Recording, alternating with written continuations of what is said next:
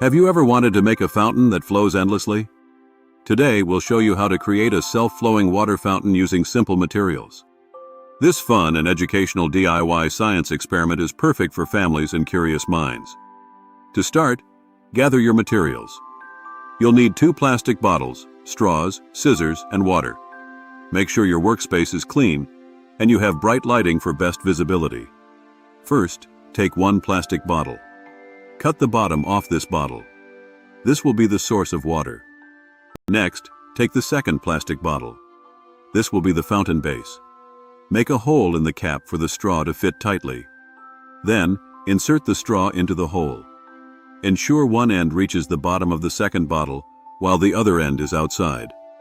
This will be the fountain straw. Now, fill the first plastic bottle with water.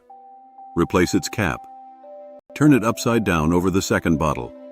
Carefully adjust the position so the straw dips into the water of the first bottle. Let's explain how this works. When you turn the bottle upside down, gravity pulls the water down the straw. As water flows out, it creates lower pressure in the first bottle. This pressure difference keeps the water flowing from the first bottle to the second one. The continuous supply of water creates an endless fountain effect. Imagine a mini garden or a decorative centerpiece. This fountain can add a gentle touch to any setting.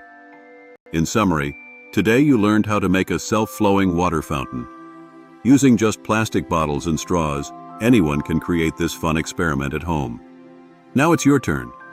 Gather your materials and start building your self-flowing fountain today. Don't forget to share your creations with friends and family.